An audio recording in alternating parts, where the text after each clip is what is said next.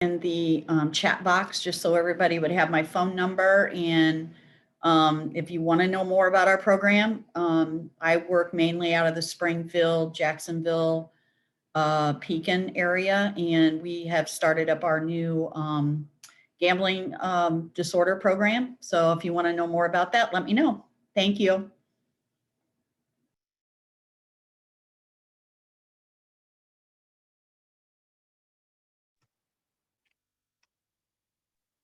I'll go ahead and jump in. My name is Toy Beasley. I'm with TAS, Treatment Alternatives for Safer Communities. I'm the reentry support coordinator statewide, and I'm also a person with lived experience. Thanks, Toy. I'm not sure who's all gone. Angie, do you mind just finishing the intros? For sure, definitely. Kiara. Hi, I'm Kiara Tate, and I am an intern with Integrity Counseling. Thank you, Kiara. Trudy Shea. Hi, I'm Trudy Shea, and I'm here by invitation from Angie. I have done one night of yoga and meditation for the LGBTQ community, and am going to be an intern at some point soon in counseling, and currently teaching yoga and meditation for stress, trauma, and addiction. Excellent. Thank you, Trudy. You're welcome. And Bruce. Bruce Lang, representing Prairie Pride Coalition. Excellent. Thank you, Bruce. Don. Hi, I'm Don Mahana. I'm here with Integrity Counseling. Excellent. Thank you. Angelica. Hi, my name is Angelica Adcock. I run the First Isle program over at Chestnut, which is people going through their first episode of psychosis. I'm also a person in recovery for mental health issues and codependency, and I'm also the child of an alcoholic. Thank you. Daryl. Good afternoon. My name is Daryl, and I am a person in long-term recovery from substance use disorder. I am also the division manager for recovery support services at Kenneth Young Center. Excellent. Thank you, Daryl. Michelle Cope. Oh, this is Michelle from the Bloomington Public Library, and I do all things community engagement. I'm here because I promote that the library is a place for sober recreation and learning about recovery. And then also I'm a child of someone in recovery. Thank you, Michelle. Clara. Hi, I'm Clara. I'm an intern at Children's Home and Aid. Thank you, Clara. And Kim W.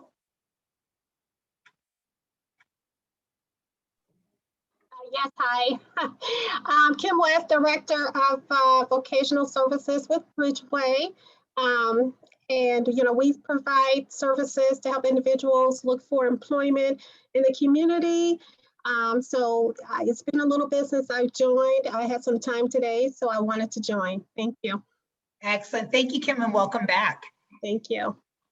Natasha. Hi there, I am Natasha, and I work at the McLean County Center for Human Services with chronically and pervasively mentally ill adults. And Daryl, I did an internship at Kenneth Young Center way back in the day, so yeah.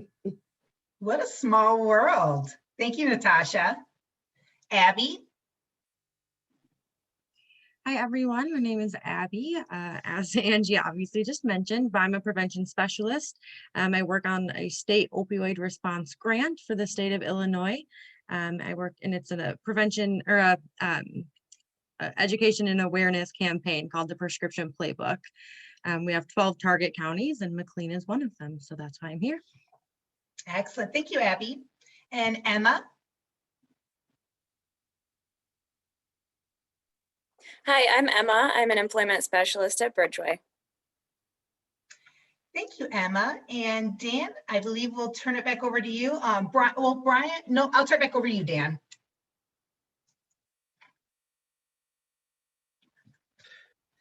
I don't think I introduced myself, but I'm Dan Sokulski. I'm a recovery support specialist assigned to the ROSC, work for Chestnut. And this is... I'm Jenny. I'm Dan's wife, member of Al-Anon. Okay, so we got through that. Technical issues aside, appreciate everybody's patience. So the ROSC, since we do have a few first timers, just real quick, the ROSC is a community coalition. We're not affiliated with any particular agency or recovery program. We're just volunteers who get together to try and bring holistic recovery services to people in any form of recovery, basically. If you want more information about it, let Angie or I know, email us, and we'll be happy to send you some information about it. One of the things the ROSC does is support multiple paths of recovery and try to find areas within McLean County that, unmet needs, basically, areas of support where we could provide additional services. And we've done that with some support groups over the last year plus, with the Bridges All Recovery and Family Group, with the LGBTQ plus support group, and the Smart Recovery group as well. And we'd like to expand some of those groups. And what we have is Junior Hendricks is here to talk about Spice. It is a K2 synthetic marijuana. I'll let him explain more about it, but we wanted to bring the idea of a specific support group for Spice and other mood altering substances to give people who struggle with this particular drug of choice the additional support that they might need. And there's nothing like that in the community. So Junior, if you're ready, take it away, bud. I am ready. Hi, my name is Junior Hendricks, and I'm a person in recovery. I wanted to talk to you guys today about a substance group called NPS, which is New Psychoactive Substances, which is an unregulated and mind-altering substance. I just wanted to give a little background about myself. I started to use Spice in 2007 when I first went to treatment. Somebody told me you can go up to the local smoke shop and buy this and it will get you high like marijuana. Little did I know that it would take control of my life for the next 14 years. I've lost a fiance and a daughter to this drug. I have not got to see my daughter in the last 5 years. No, it's not.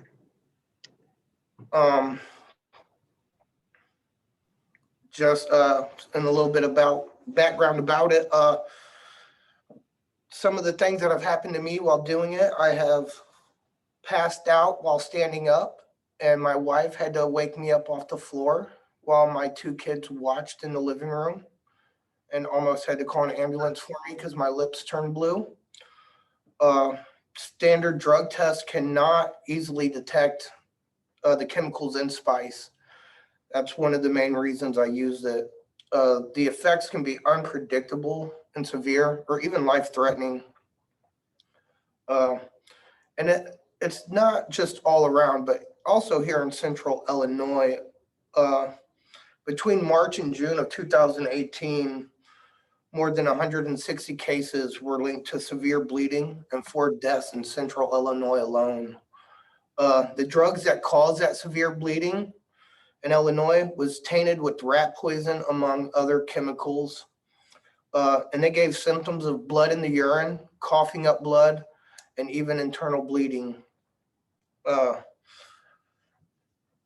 It really depends on where you get it. It's definitely a black market drug now. You get it through dealers just like you would anything else, but it's often minimized compared to like meth and opioid use, for sure. But deaths do occur with it, especially when people lace it with certain things such as fentanyl. 4% of the US have tried synthetic marijuana. Most of the users tend to be males in their late teens and early 20s. Many of them also use other drugs. In 2012, President Obama signed the Synthetic Drug Abuse Prevention Act, which has classified many of these active ingredients in spice as a Scheduled I drug. That's the same as heroin and ecstasy. I know personally for me around here, I wanted to bring awareness and start a meeting with not just for spice, but open to everyone and any mind altering substance. I think a lot of people in the community want to identify with their certain drug of choice. And I want to be able to provide that for certain people in our community. I know for me, I wanted to bring awareness and talk about detox.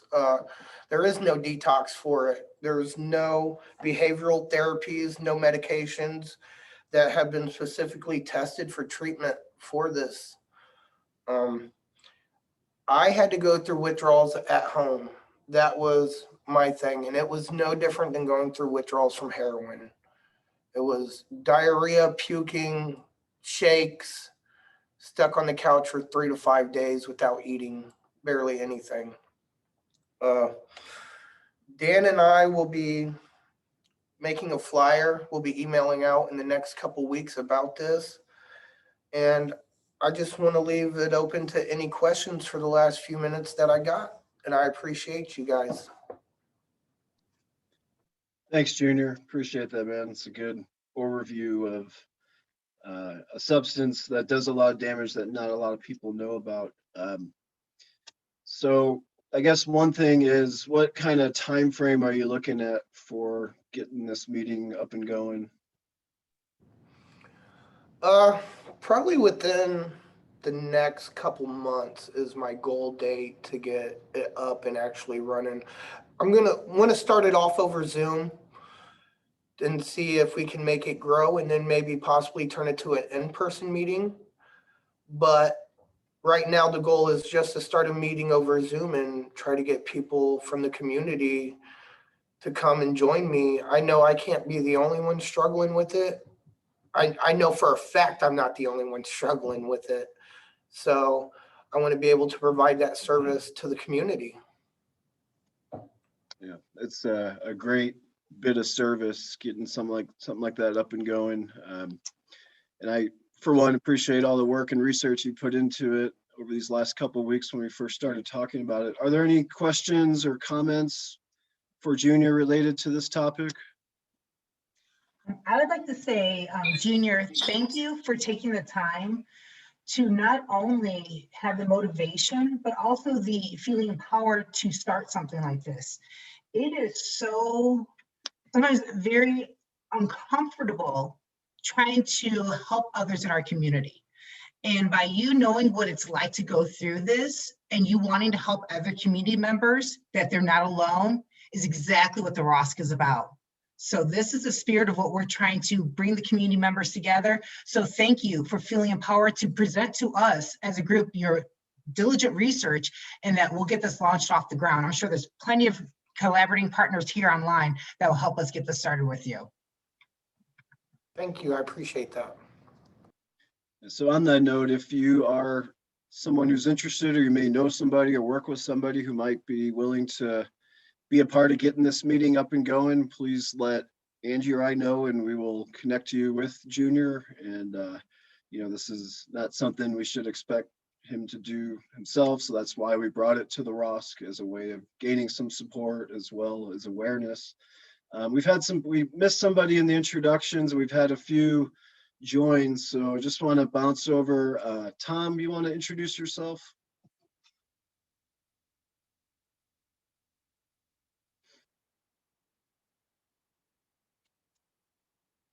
You there, Tom? We'll come back to Tom. How about Dave? You want to introduce yourself, buddy? Dave B. Hi, everyone. My name's Dave. I'm alcoholic. Hey, Dave. And Mike H. Hello, everybody. Sorry I was so late. Mike, alcoholic. Hey, Mike. And then Ramon, I believe you joined after our introductions. Hi, everyone. My name is Ramon. I work at Family Community Resource Center and I'm a family advocate. Thank you. And Clara, did you also join after introductions? No, I've been here. Okay, I introduced myself. yeah, I recognize you. Tom, we're gonna bounce back to you. Are you? Can you hear me now? Yeah, we can hear you now. Okay, so my name's Tom Tro. I'm the Regional Recovery Support Specialist for DHS Division of Mental Health, covering an area basically from Interstate 80 to Bloomington, state line to state line. And the reason I'm here is there's been a lot of conversations between SUPRA and DMH, and particularly Recovery Services Development Group, which I'm part of, wanting to have more dialogue between people working towards their CPRS, CRSS, and recovery coaches working throughout the communities to open up more dialogue and also to better serve people who have dual diagnosis. I'm a person in recovery from both myself. So, and I'll keep it short, which is hard to believe I actually did that. Thank you. Thanks, Tom. I'm really glad you're here. It's great to see your name up there. All right, so we have a good mixture today of people in recovery with lived experience, as well as people working in the field. So I'd like to introduce our speaker. Brian is somebody who I've known for a couple years now, always have enjoyed his message, the way he carries the message in meetings, and he's a regular for our Thursday night Bridges meeting and is dedicated to helping the newcomer, sharing his experience, strength, and hope, and with the people in treatment that are a part of that meeting. He's chaired the meeting for me on many occasions. He's a person who is seeing the true rewards of recovery, which he'll speak to himself in terms of external rewards, whether it be employment, family repair, but also the power that we feel inside, the losing of the fear and the anxiety and the other symptoms that this disease brings with it. So if you could, please help me welcome Brian Reed, who has agreed to come and tell a story for us today.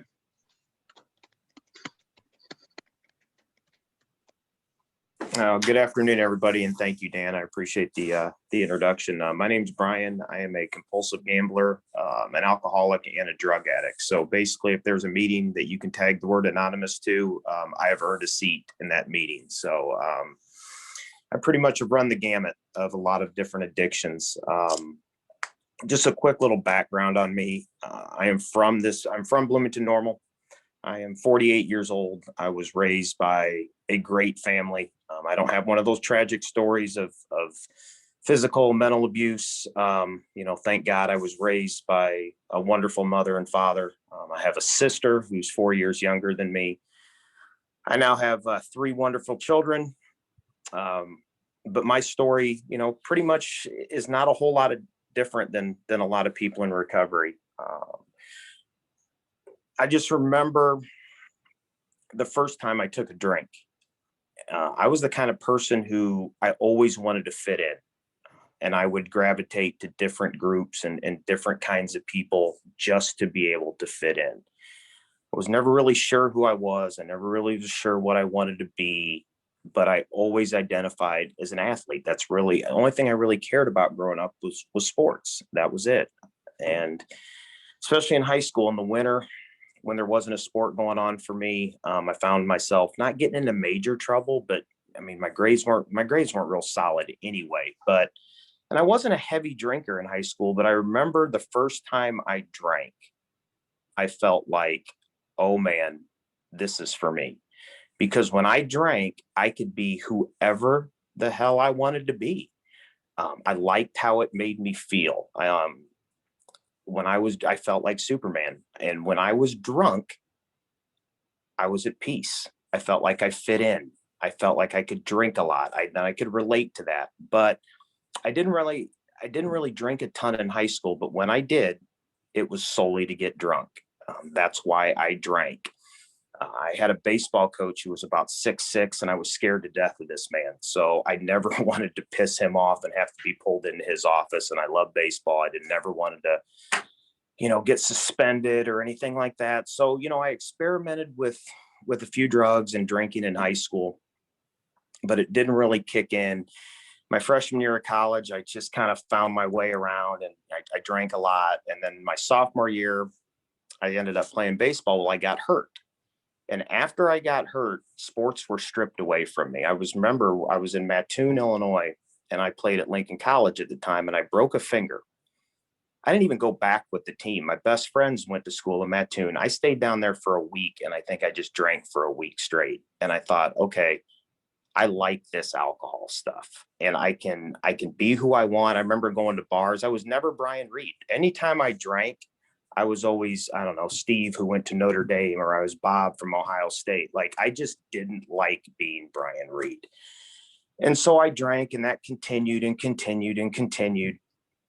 I mean, but I wasn't an everyday drinker. I didn't have a bottle on the nightstand. I didn't do all that kind of stuff. I just didn't have a stop button when I drank.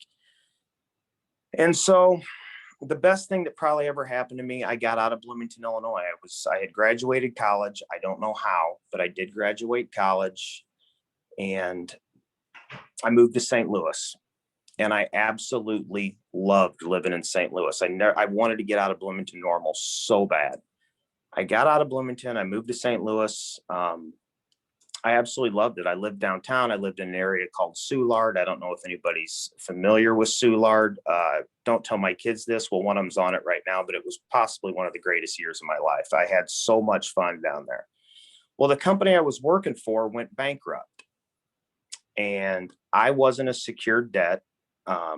All the commissions they owed me weren't secured. They just went bankrupt. I didn't have a job. I kind of freaked out. And my dad has a family business here in Bloomington. Well, to make a long story short, I moved back to Bloomington, and I never wanted that job and that business to be my life. And I ended up right back in the middle of it.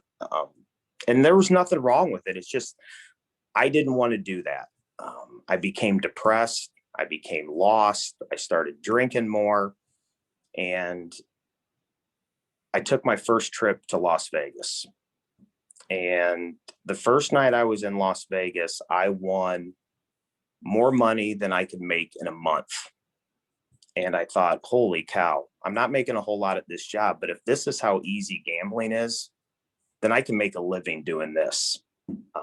Brilliant thinking. I mean, super mature. And so I got on this gambling kick, and it progressively just got worse and worse and worse. And I met who ended up being my wife. I met her. We would go out all the time. We would drink. We would have fun. But I look back, a lot of it had to do with going out and drinking. And, nothing. I just felt like if I could just put a family together, and have kids and have the white picket fence, my life would be complete and I would be okay. Well, we got married in Las Vegas, ironically, and she had to come pull me out of the sports book, and we got married. And the drinking still progressed. The gambling got worse. And about 15 years ago, I decided I can't do this anymore. And I'm making this short. There's much more to this, but we don't have a whole lot of time. But I can tell you the gambling and the drinking got way, way out of hand. So 15 years ago, at the risk of losing my job, being fired by my father, I checked myself into a treatment center. I thought I could check myself into a treatment center. These people could teach me how to drink responsibly. They could teach me how to gamble responsibly. I didn't know I was going there to just quit. Matter of fact, I had no intention of quitting. All I wanted to do was go in there and figure out how I could control this. So I went into treatment.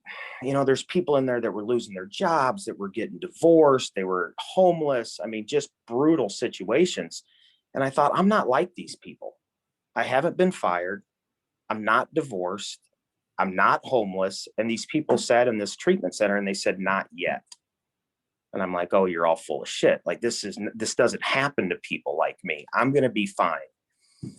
So I checked out of treatment. I was released. I was a rehab rock star. And I stole that phrase from somebody. But every time they gave me paperwork, I could fill out these paperwork and do these worksheets, and I'd get it back, and there was little stars on it and smiley faces, just like I was in school. And I thought, okay, I got this.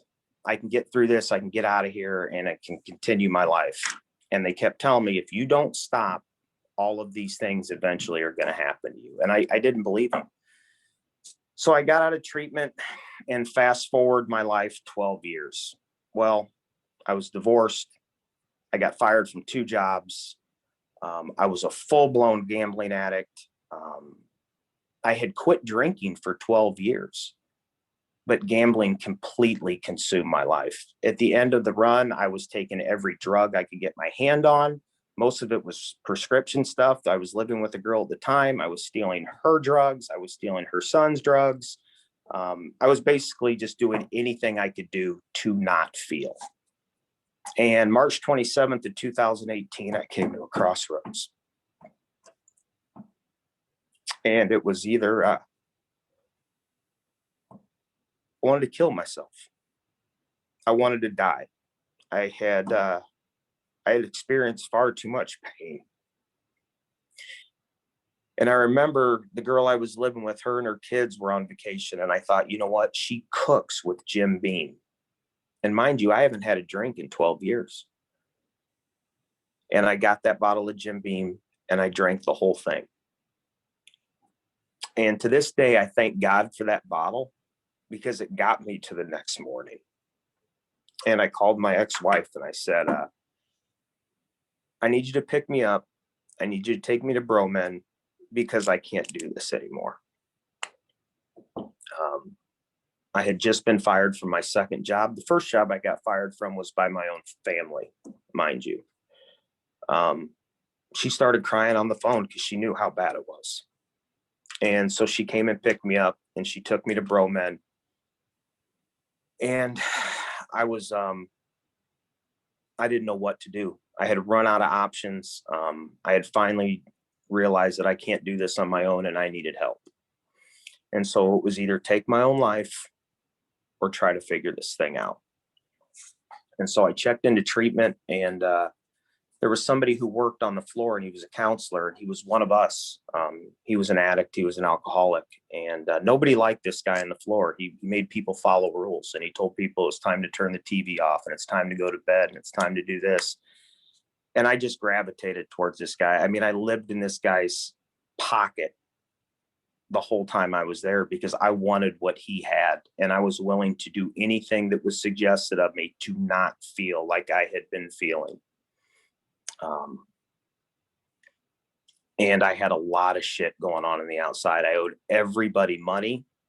I had taken money that was not mine. I had what I thought at the time was I thought I had so much debt that I could never, ever, ever get out of it. And so that was kind of the journey to where I'm at now. My relationship with my kids was not good. I was maybe a physically present father, but I was emotionally checked out. As a matter of fact, my daughter, who was in this meeting today, we completed a board game when I was in treatment. She looked at me and she said, you know, Dad, I think this is the first game of Monopoly we ever finished. And she was right. Because I could not make myself emotionally available for that long. I would sabotage the game. I would quit. I would say, this is stupid. This game sucks. We're not doing this.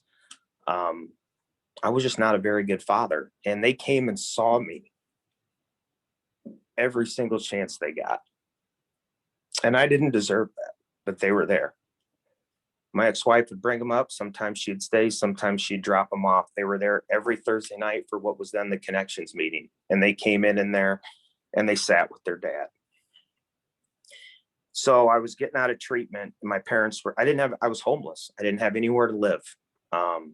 My parents were like, well, he's not living here. My sister's like, he's not living with me. And my friends were like, man, it's just not a good idea. And I don't blame them. Who the hell? I mean, they didn't know who was going to come knocking at their door looking for me. And my ex-wife said, you know what? You're going to come stay with me.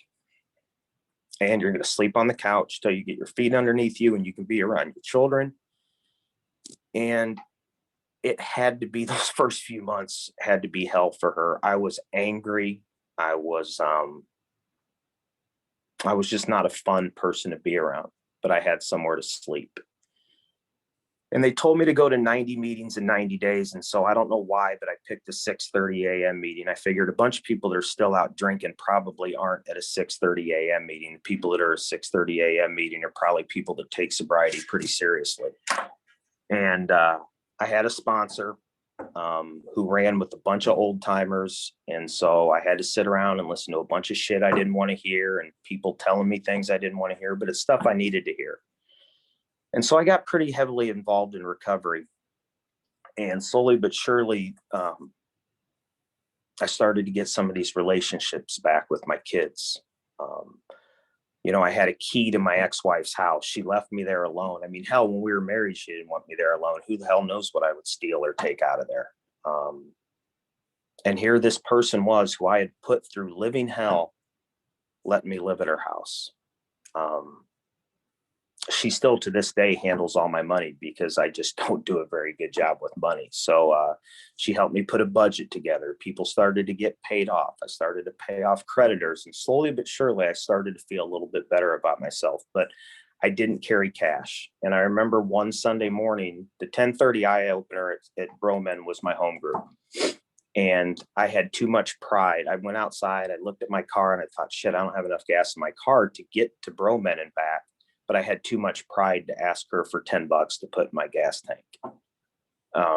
So I walked from her house to Broman in the middle of a freaking snowstorm, but I got my butt to a meeting because people told me you need to go to any lengths for your recovery. And it was probably the longest walk I've ever had sober. I had some long ones drunk, but never sober.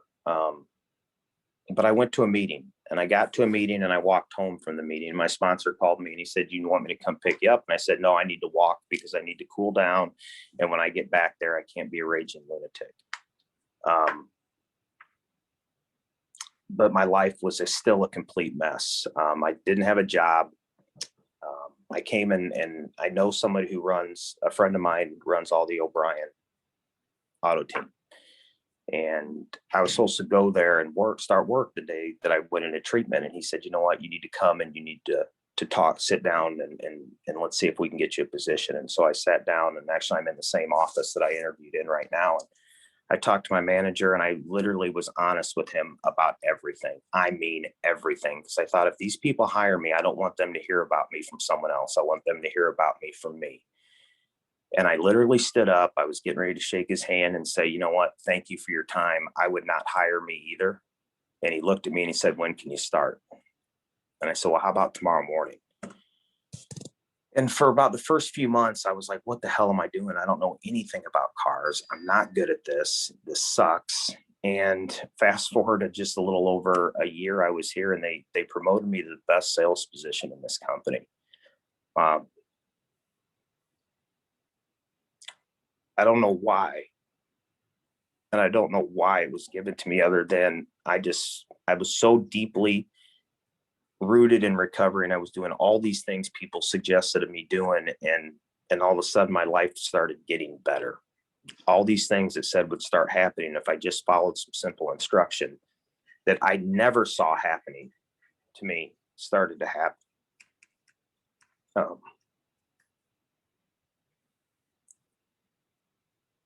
I started to feel a little bit better about who I was. I could look in the mirror and not hate the person looking back. I started to develop a better relationship with my family. My dad, who fired me, who has he's got every reason not to ever talk to his son again. Well, now he'll send me a text, hey, are you at work? And I'm like, yeah. Next thing you know, he's pulling in and he just wants to pull in and say hi.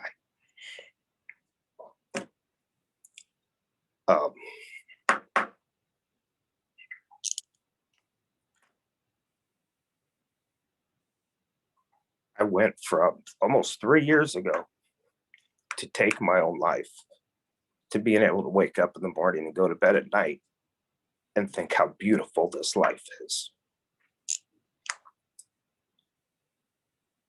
I have a higher power. I used to come to these meetings and the subject could be God, and I would fake a phone call, or I would actually act like I had to walk out of the room because I didn't want to hear anything about this God stuff. I thought if I wanted to go to church, I'll go to church, but God is not for me. And my sponsor told me, all you have to know is there's a higher power and you're not it. And I pray every day. I'm still not real sure what the hell I pray to, but I pray. And they're not foxhole prayers. I pray for other people. I have a relationship with my ex-wife, she's an amazing mother. She held that family together when I was burning all down. We spent Christmas Eve night together. We spent Christmas morning together. We have dinners together. We co-parent our kids. Sometimes not gracefully, but we do it. All I know is that recovery works if you want it bad enough. And there's people in this community who I owe my life to. I didn't do any of this on my own. I mean, I tried living life on my own and I failed miserably. And it wasn't till I surrounded myself with a group of people who wanted what I had that my life got better. I have true friends today. I never knew what true friends was. And part of it probably is because I was the shittiest friend of all time. But I have friends today. I have people I can count on. And one of the most amazing things is people can count on me today. Because I'm a man of my word. If I say something's going to get done today, it gets done. I'm accountable. I'm a good employee. I'm a good father. Let me say this, I'm a better father. I'm a good friend. I'm somebody that I like today. And that is so different from where it was just 3 years ago. But I know I don't have this licked. I did not want to do this today. I get nervous in front of people. And I thought after I spoke at an AA meeting in December of 2019 that I'd never get nervous again speaking in front of people. And I'm freaking mortified. And these people you guys aren't even here. It's over Zoom, which to me is still weird. But addiction is a sickness, and I never understood that. And I still am a little bit hesitant to say that because I feel like it's an excuse. But I have been accountable for my actions, and I've had to make a ton of amends. And it's insanity. I mean, I would sit in front of people who I hurt, and I would tell them, and I literally meant this, I will never do this again to you. And within 24 hours, I was doing the exact same thing I promised I would never do again. And when I told them I wouldn't, I sincerely meant that. Within 24 hours, it was all going to hell again. I don't know. I love this program. I love the people in these rooms.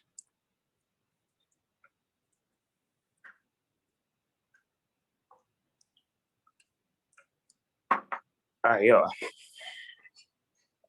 owe my life to Alcoholics Anonymous. I owe my life to Gamblers Anonymous. I owe my life to CA. I don't know, man. I think if I can reach one person the way that these people have reached me,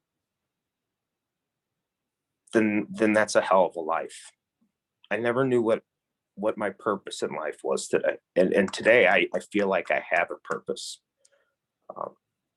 And it's to be there for other people's in need. It's to share my story, even when it's super uncomfortable to share.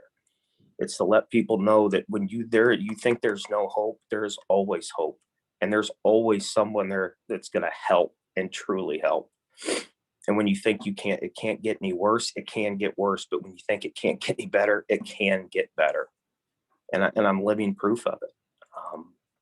I know that's probably all over the place, but I get emotional talking about this stuff.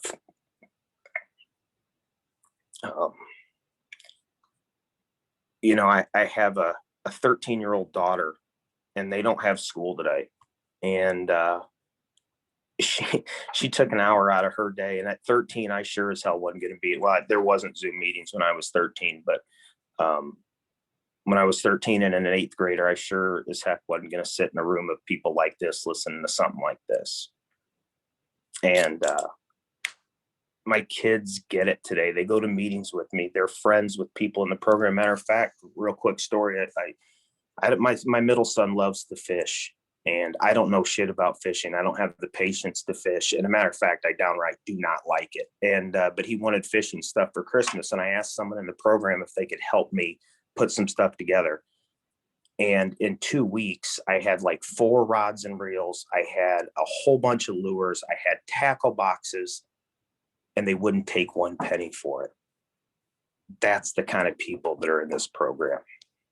And there's another guy who wants to take my son out on the boat. He said, I have to go, which today I will do that because I'm a father. But that's the kind of people that are in this program. They give without wanting anything in return. I remember I was sitting in a meeting one day and I heard the word altruistic.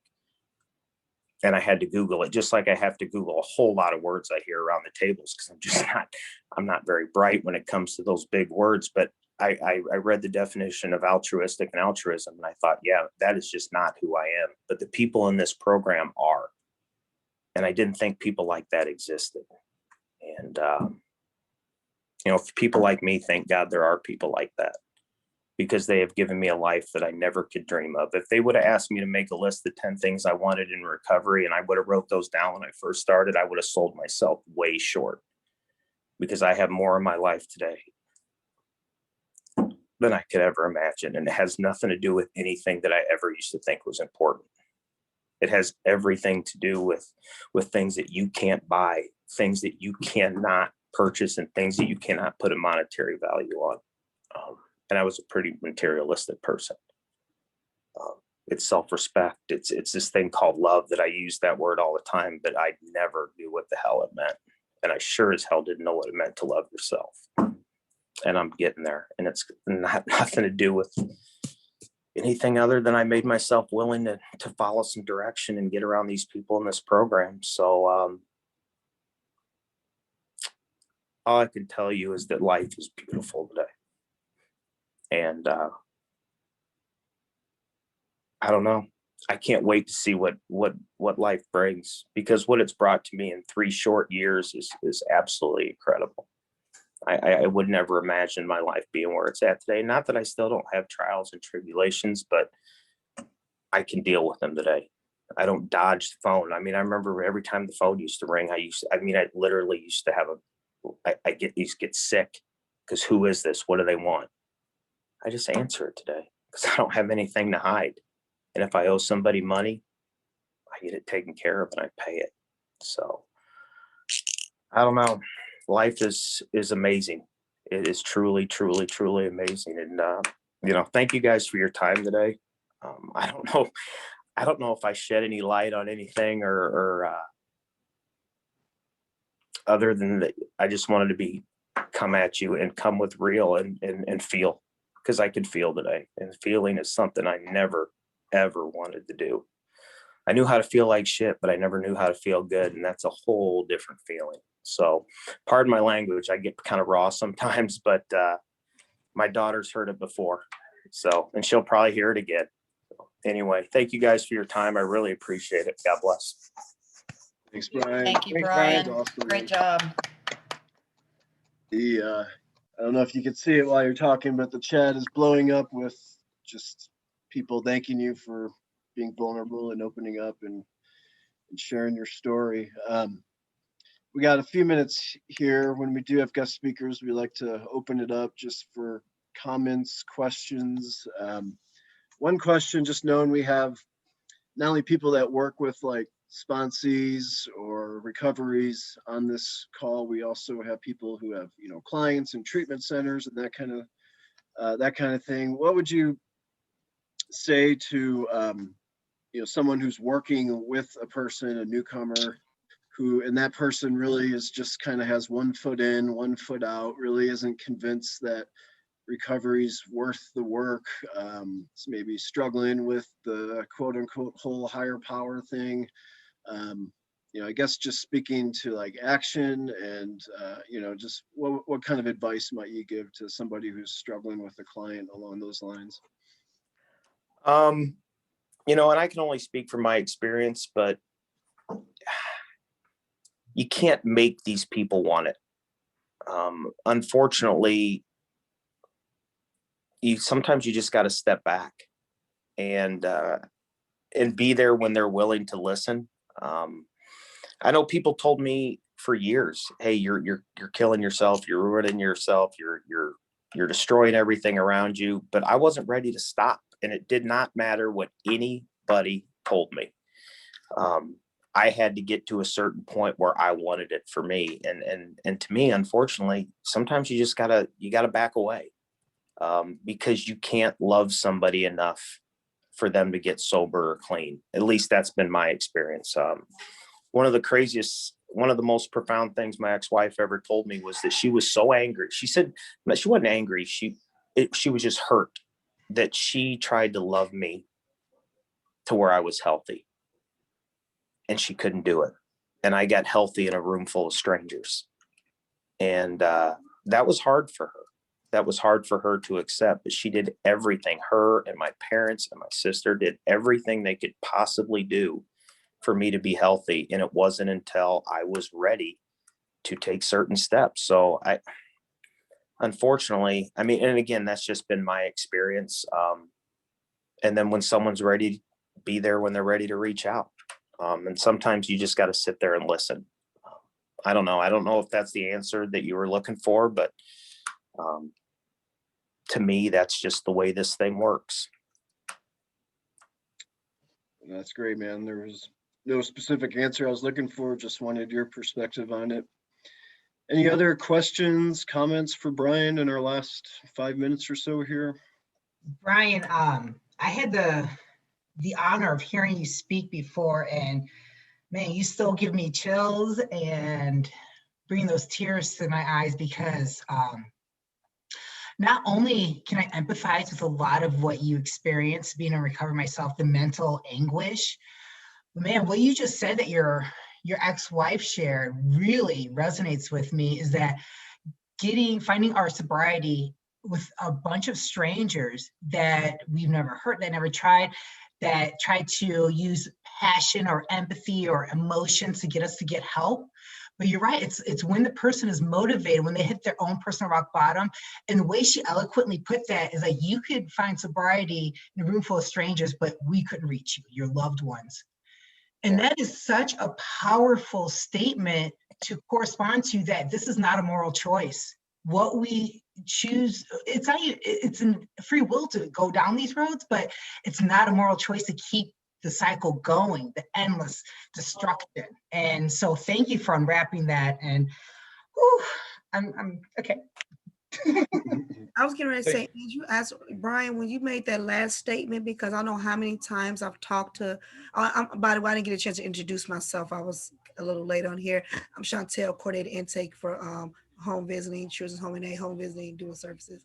So Brian, the last statement you made was so powerful, because I talked to friends and family members, and they're always talking about when their family is going through something, and somehow they think they can just snap out of it. And then they always say, well, I did this and I did that.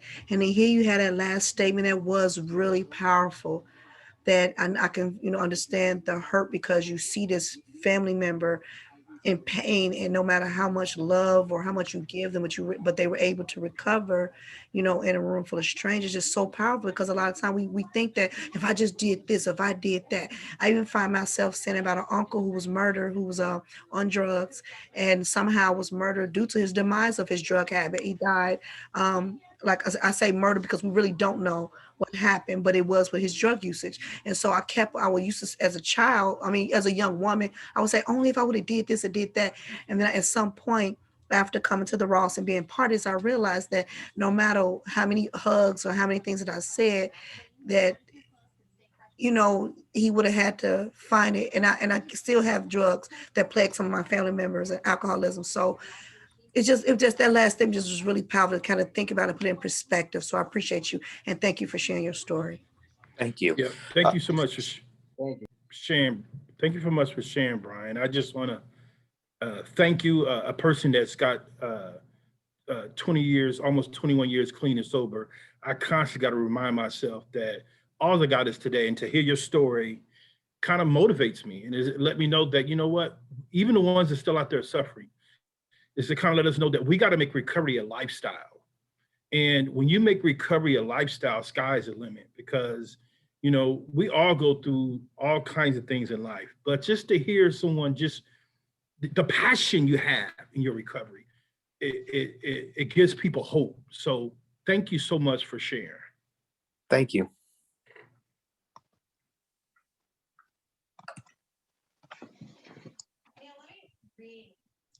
Can I also add, Brian, I just want to encourage you